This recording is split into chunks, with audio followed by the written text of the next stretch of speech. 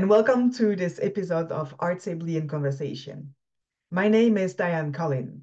I am a woman with short hair, blue eyes, and glasses, and today I wear a black top.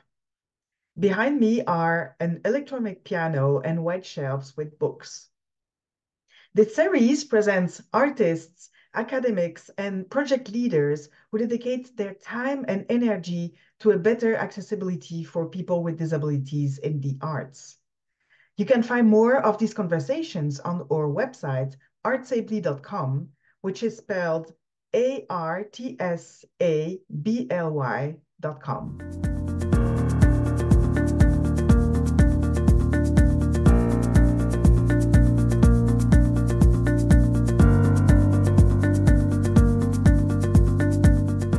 Today, Art Sably is in conversation with Laura Brody, an artist who sculpts the human body and its vehicles. She is the founder of Opulent Mobility, a series of exhibits that reimagine disability as opulent and powerful. You can find the resources mentioned by Laura Brody during this episode on Art Sably's website in the blog section. Hello, everybody. Welcome to this new episode. I am today with Laura Brody. Thank you, Laura, for being here. Thank you. And Laura is someone who does a lot of work in sculpting for the human body and its vehicle, which I really love. And you're the founder of an organization called Opulent Mobility, which is actually a series of exhibits. You're going to talk about that, I guess. And Yes. I let you present yourself and also provide a visual description. Thanks. Absolutely. I am a middle-aged white woman in front of a very, very full bookshelf. I have brown hair, aqua blue headphones, and a black top. And thank you so much for inviting me. This is wonderful. I'm hailing from Monrovia, California, which is, if you know California at all, it's east of Pasadena. Thank you very much. Thank you. This is wonderful. I'm so excited that you've been setting up these talks with people. What a great idea. It's a great journey, and it's very interesting to be able to talk about arts and accessibility in the arts with so many people all over the world. And Yeah, so it's great. Thank you for taking the time to chat with us. absolutely. No, that's wonderful. It's such an exciting thing to talk about too, and something that I think we need more conversations about it. Absolutely, yes. So can you tell a little bit about your background, where it all started, your studies, everything? Absolutely. And what I am and have been anyway professionally is a costume person. So I have made and designed costumes and worked on them for many, many, many years. And that's for film and television and dance and theater and anybody who needs a costume. But I got excited and interested in doing work with disability art. That came from a different place. I'd always worked with people who had certain forms of disabilities, but it didn't spend as much time with it until a former partner had a stroke. And I got much closer to adaptive equipment. You know, he was going through physical therapy for his stroke. And I saw at the same time when I was dropping him off, an 85-year-old man and a 4-year-old girl who were doing the same type of therapy for the same reason. And you don't have to hit me with a head over the head. I get it. Look, it can happen to anybody at any time for any reason. But it just didn't seem right that the equipment looked as terrible as it did. And it really it seemed insultingly ugly. It was like the cheapest, most awful aluminum stuff, and it didn't seem to even work that well. The crutches and the walkers and the rest of it, I'm like, there has to be a better way. We can figure something else out. And didn't do anything with that for a while until much later, a friend of mine and really big changes of life but a friend of mine had a wheelchair that he wasn't using and offered it to me to redo as a throne. And I did it like an Edwardian throne and patted it up, and it was glorious and beautiful, and almost threw him out on the floor because I didn't understand about the padding that I needed to put in, that it threw off his balance too much. And that was not my intention at all. But there's so much more I need to learn about this.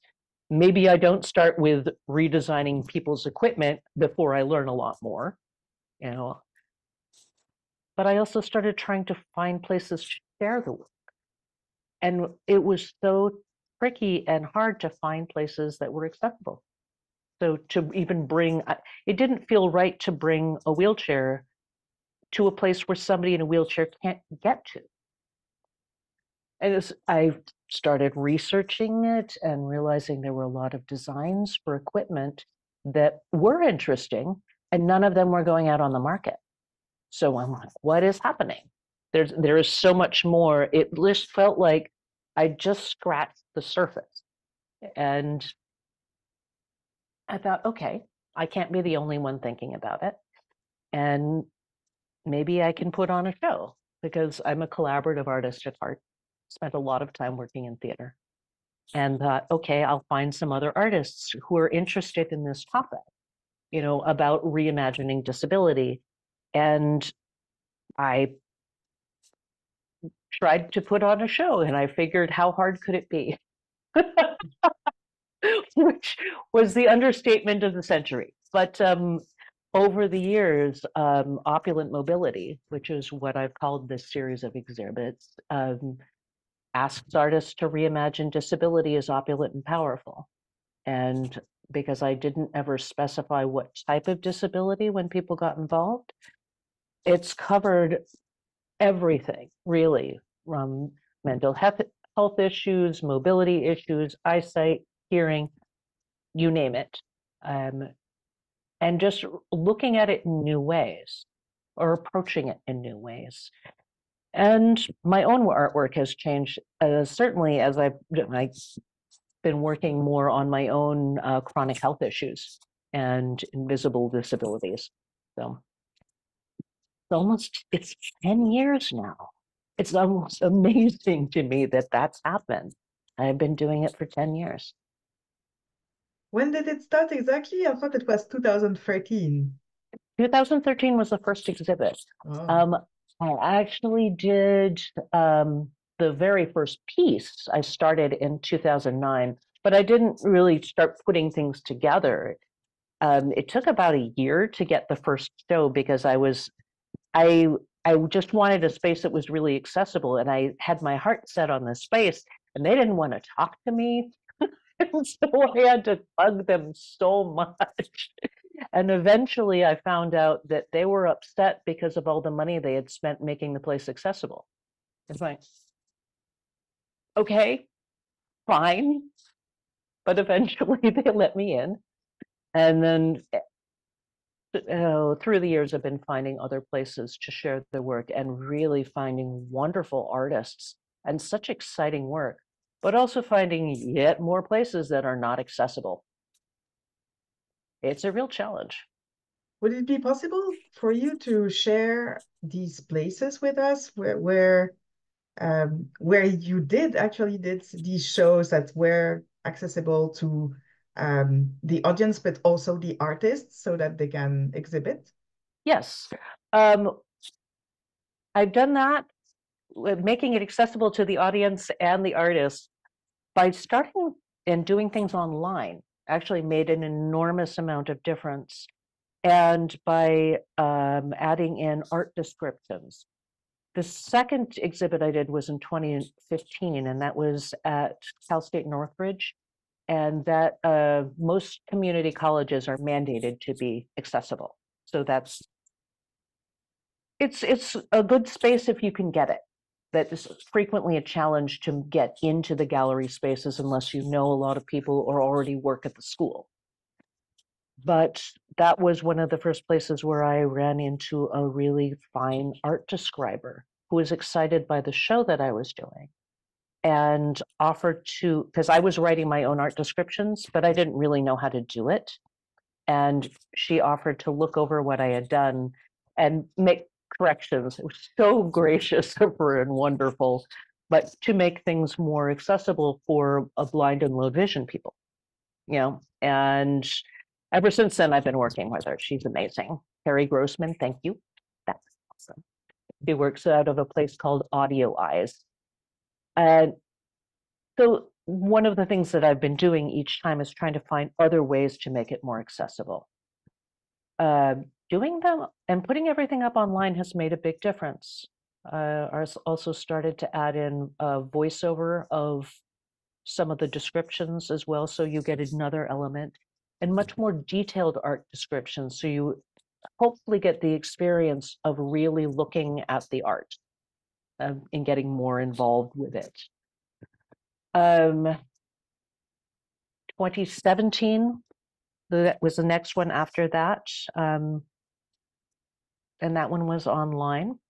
2018, I did a place called Primala Arts in Hollywood, and one of the few rental spaces that you could find that had some accessibility that I could afford. That is also a challenge. Accessibility in terms of funding is always a challenge too. Other places, I have done one at a brewery in 2021. 2020 was online like everything was. 2022 was also at a community college. This one was over in Antelope Valley. And this last one was at my studio space downtown in Los Angeles. And that's where the upcoming one will be as well. So I start keeping my eyes and ears peeled for accessible spaces wherever I can. And hopefully for people that you can partner with. I did one in 2019 with a disability arts day program called Arts Unbound in New Jersey, but sadly that is no more. I guess with ADA and the laws that are voted, there will be more and more spaces where we can physically welcome some people. But also the importance of continuing to do it hybrid with the online possibilities, like you said, captions and transcripts and visual descriptions, things like that, that are very important and that are not always feasible in physical exhibitions. Absolutely. It has made an enormous difference. Over the past 3 years, what I've been doing, because I started working with a deaf artist, I've been incorporating ASL, making sure more things are captioned and correctly captioned, which is a real issue because automatic captioning is terrible. I mean, of course it is. That's almost impossible for that to do well. I'm impressed that it does as well as it can, but correcting that, trying to make sure that there's more information. The most recent exhibit, I did individual artist interviews because all of the artists were saying, we need a little more time, It was lovely to be able to take that time and then have those recorded and add ASL to them as well. Or I'm assuming I'd love to be able to make it more accessible in so many ways and to do it in so many different languages. And I'm doing it bit by bit. I would like to come back to your own work. Yes. Is it possible to tell us about your artistic process when you create a piece, the material that you're using, the ideas that come to you when you see a mobility aid or a mobility device? Can you talk about that? Absolutely. I can talk about both some of the ones that I just started with and then also the thing that I'm most recently working on. But the ones that were more about specifically the devices that started with, okay, I want to make this walker into something. There's a piece I have called Le Flaneur, which it's like a mobile Victorian bathhouse, really, with a parasol and a gramophone horn that you could also use as an ear horn, and cow horns in the front, and draperies in a silver platter. But I'll start taking these pieces and collecting the bits. Easily 85% of the material that I use is repurposed or found objects, old stuff, and then redressed, I guess you could say. I will take old materials, a lot of old tablecloths and drapery materials, and then turn them into the new pieces. The Jazzy Peacock scooter was from a mobility scooter that was found on the side of the road. We refurbished it, and I turned it essentially into an Art Nouveau peacock. But I'll take the thing that I find really delightful about doing these that is so different from what I had been doing professionally is that I can take my time. I can really devote time to them. Most recent piece took 3 years. It, of course, not the only thing I was doing, but to really let it grow and to let it that process happen each time. When I'm doing costumes for stage and screen, there is not that luxury. The deadline is now, now, now, now, now. So that happens really quickly. These I really get to take time, and that is a lovely thing to do. The most recent pieces I've been doing are really focusing a little bit more on some of my own chronic health issues. So the Fairy Melusine, which is a more recent one, that was the one that took 3 years, has a spine made out of all the supplement bottles that I've been using to help keep myself healthy with thyroid issues and menopause and many other things, and is stuffed with clean plastic waste. And I've built portals into it so you can actually see portions of the innards. Nice. And a lot of her is also made with old prom dresses. So I try to pick things that are not only, you know, what I like or what works pretty wise, but something that has meaning for the work as well. And you also created a podcast about lectures that is called Genius Tea Time. Yes, that has been so fun and such a delight. That was something that I originally started with a friend and colleague, Pamela Samuelson. She runs something called Embody Work LA. That it's become, since then, it's become mine.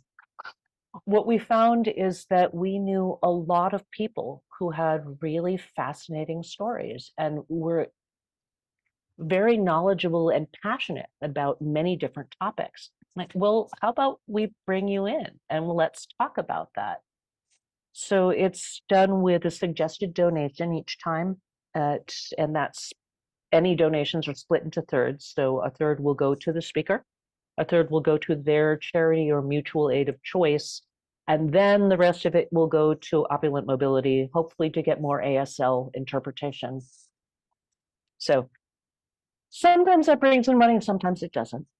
That just happens. But I'm finding just wonderful people. A couple of the talks have been interpreted, ASL interpreted, and try to go through and caption them. And I'm now going through and putting them all up on Substack. I don't know if you know of that. And doing transcripts, edited transcripts. Slowly, because I'm one person.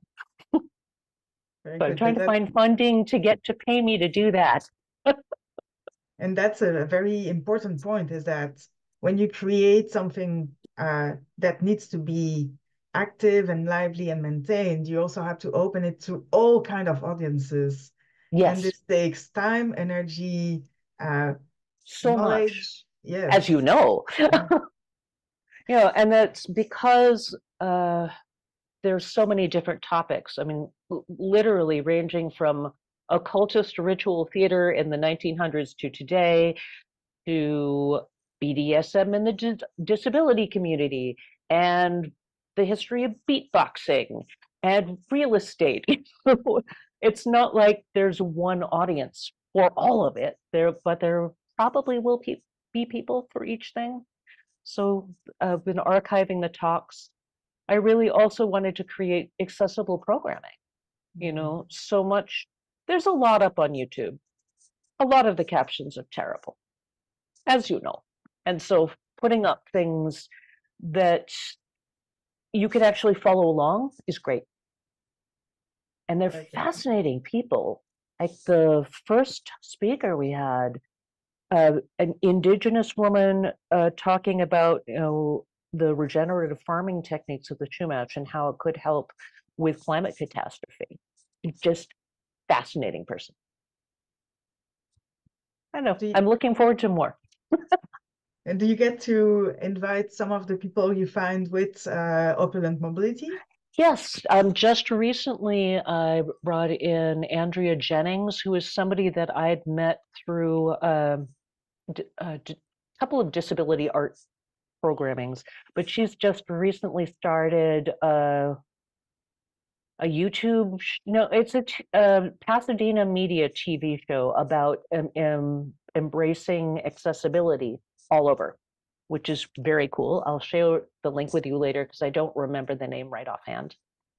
And also Elise Patterson, who is the founder of Abilities Dance Boston, who I know because she reached out to me about designing costumes for her dancers and their devices, their wheelchairs, walkers, and crutches.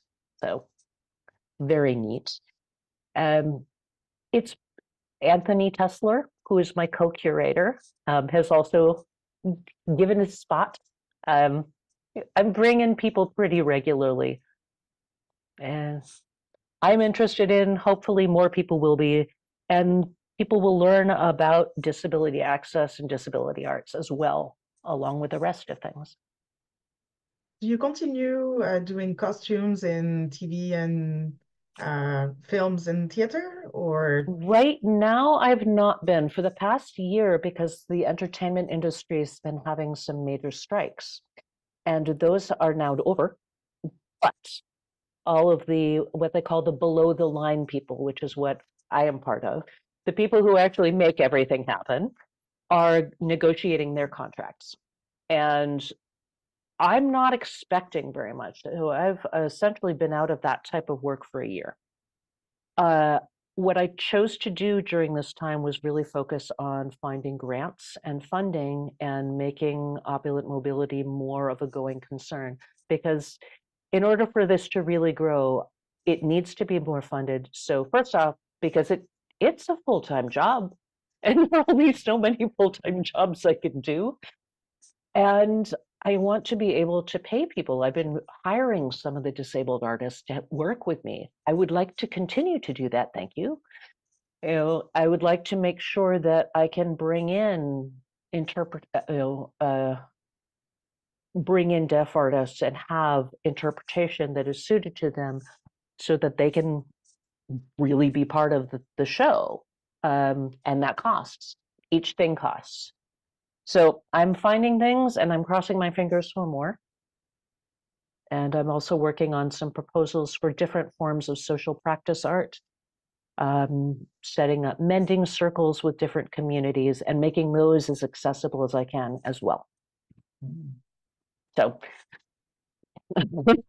let's see if it will work. We're going to try. So do you have any future opportunities that will happen with Opulent Mobility to share with us? Yes, absolutely. There will be more. There are 2 retrospective shows that are coming up. So those are already have people chosen for them. That one of those will be in September at University of Southern California at their Hoyt Gallery. The other one will be at Brand Library in spring of next year. But this year, for the deadline is August 31st. Please submit your work that reimagines disability as opulent and powerful. We want your art that celebrates disability instead of looking at it as something to fear or ignore or look away from. That's awesome. We will post all these links Please. to Artsibli's website. Yes, that will be awesome. And encourage And everybody to publish, to submit some work. do it. I would love to see. One of the things that people should know that we work regularly with international artists, and it is always possible to send digital files. So you don't have to worry. That's another accessibility feature I like to add, that if you send us the file, I can have it printed and framed, and we can show the video or whatever it is. And that is a way that you can share your work without having to deal with shipping costs.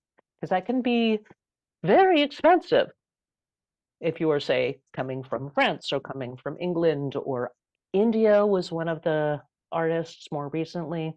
You know, these are ways you can join. Thank you. And this is a good segue to my next question, which is really about what it means for you to work in a field that promotes and that encourages accessibility in the arts. I just feel it's necessary, absolutely without a doubt necessary. And I'm also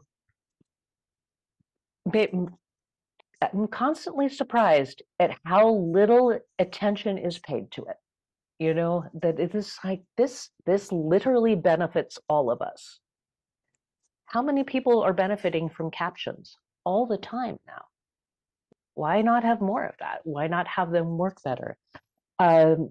It feels to me like when you're doing things, it may not be possible to make it accessible perfectly to everyone, but there are ways to try, and there are ways to really make an effort to make sure that everybody gets to experience it, or that more people get to. So as best as I can, hopefully doing a little better each time. Mm-hmm. And that it means a great deal to me that other people really care about this too, that this is important, because it is. Especially today, where we have this notion of universal design that can be applied to everything, like buildings, arts, creation, design of objects, design of devices. Yeah, I have mixed feelings about universal design. Because certainly that can be incredibly important and helpful in, say, your building designs or making things more accessible in other ways, but also acknowledging we're individuals and that we all have different needs and wants and desires and style. I don't expect you to, somebody who, say, really, really likes jazz music is going to necessarily love Norwegian death metal, for example. So why would you have the same wheelchair? Why would you have, why would you have the same design for everything? That doesn't make sense. But no, I think there are also ways that we can do things more sustainably. I think there's so much we can work on that also acknowledges real need. Yes, but I also think that this universal design concept is not always about seeing or hearing things in the same way. It's about a variety. For example, in arts, I can see it when there is someone who sees the piece of art can experience it, but someone Yes. who can touch it can experience it, and Yes. someone who can benefit from visual description can experience it. Absolutely. So That this is is so kind important. of a universal design thinking in the way that everybody could experience it, not necessarily appreciate it the same way, because we all have different needs Yeah. and likes, but Yes. there are options, and that's what I like in that concept. I love that.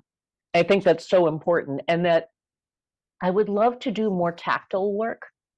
I've actually been hearing more about people who are doing olfactory design. That's amazing. So scent and having that, although for some people that would be terrible. And so it will be really, figuring out your audiences is always tricky. Mhm. But I think there are some really great possibilities.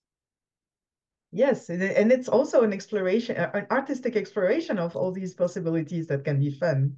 Absolutely. How neat is that? because those sorts of things will affect your mood and they will affect just, I don't know, so many aspects of it. It's wonderful. Like, why wouldn't you want to play? Yes, wow. There are so many possibilities right now. It's like, okay, I know. what should we do with the next exhibition? I know with some things, I was actually pretty excited in the year before last. I put the Fairy Melusine in a show, and a friend of mine who's a perfumer created a custom scent for her. That was the coolest thing. How neat, right? Because she is based on a real mythical figure who might also have been a queen. Definitions are squishy, but she might have been the person who first brought the green bean, the haricot vert, to France. And so she came up with this lilies of the valley and green bean scent, which is amazing. Wow, that's very And good. it's That's a good idea. I just what a neat way to incorporate different senses into the design. Mm, absolutely, So, that's great. so I would like to do that again. Maybe you will have an artist who will submit at the Yes, next call, and you will have a surprise. yes, I might submit your custom scent. That'll be so interesting. Ooh, huh. I will have to come and see that in person and smell that in Okay. person. Yes, I think I don't think that there's a way to do that virtually. That would be very interesting, but I think you'd have to like send samples through the mail or something. There are always ways. That's the one thing I found that that has kept me doing this over and over again, because both with my own artwork and with Opulent Mobility and the associated programming, because there is always another arena to explore.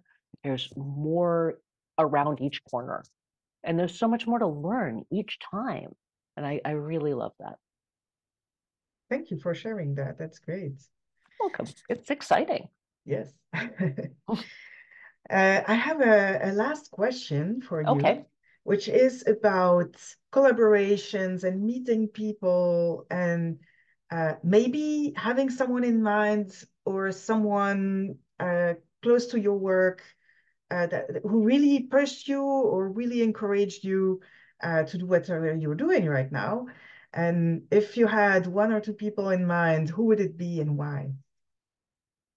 When I very first started doing this, I kept trying to find other people who were doing anything similar at all. And I was not finding a lot of people, certainly not in 2009. But when I'd first heard about the Alternative Limb Project, it was like, this might be somebody who has a kindred spirit. So I'm sure I'm getting this wrong. Sophie de Oliveira Barata, I think, who's been developing not only incredibly realistic prosthetics that look like real feet, but also ones that have arms with snakes crawling in and out and around that are crystallized with light poking through them. One of them was just an enormous spike. They're astonishing and works of art in and of themselves. I'm looking at it like, okay, okay, somebody else was thinking about this. I reached out to her and she got back to me, which was amazing. I think she had been on a bunch of different news medias, and I had no expectation of hearing back from this person. She got back to me and suggested that I get in touch with Priscilla Sutton out in Australia, who's doing Spare Parts, which is a series of exhibits that had people take used prosthetic limbs and turn them into art. And I worked with Priscilla for a couple of exhibits, which was amazing. It was a really wonderful leap into it, and recognizing that maybe this was really odd and original, but I wasn't the only one. Of So that course, there's also Anthony Tessler, who's my co-curator, who helps sort of keep me in the loop on all things disability history and keeps it honest, you know? I'm not always as up on some of the tropes that might seem a little more offensive. I try to be very conscious of it, but I don't always know. So he is really, really good at making sure that everything is on the up and up. And he's a star in Yes, the disability world. yes. And he's so fun to curate with. So I mean, we'll have a lot of talks, and he's just really fun and goofy about it. But we're also very uncensored. We talk together, so it's nice to have that, and it's really fun. We also don't have the same taste in art at all, so it's sometimes it's like, really, you want that one? How did you meet? He reached out to me at the after the 2013 one. He put in a couple of pieces or submitted a piece, and he was like a month after the deadline or something like that, and I'm like, oh, I've already published everything, but maybe we can work together.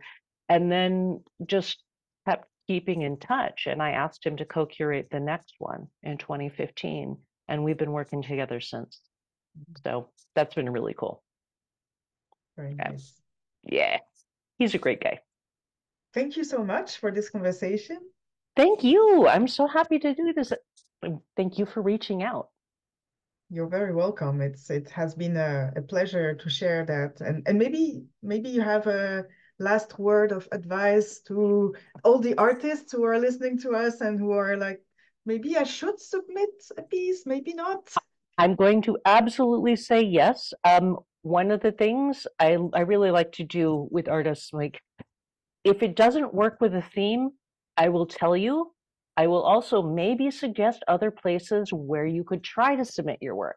So I won't bite, I promise. But it's absolutely worth trying. And you may have ideas that I have never thought of. That happens to me every single year. I am wonderfully surprised about some of the work that comes in. And please, please share it. We want to share your work with the world. Come on. Well, all the best for And to everything. you, Thank thank you you. very much. Thank you. And yeah, I hope I can come in person one day and really see the great work you're doing live. That would be wonderful. Thank you. And, Have a good day. and to you. Bye.